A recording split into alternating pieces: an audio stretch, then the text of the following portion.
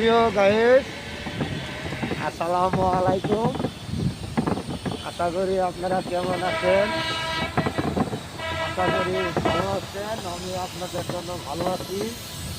আমরা দেখতে পাচ্ছি আটখানা উঁচা জায়গার থেকে পশ্চিম দিকে পালভার রোড আমরা গেছি এই শীতের মধ্যে। আশা করি আসলে শীতের মধ্যে টিকটক করা হয় না।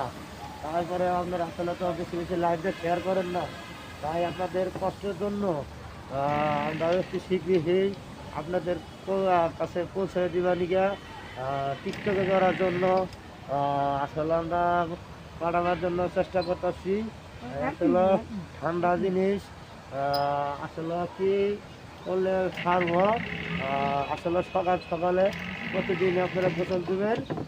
আসলে ঠান্ডা তেমন একটা পড়বো না। এটাই আমি বক্তব্য শেষ করলাম। আসসালামু আলাইকুম।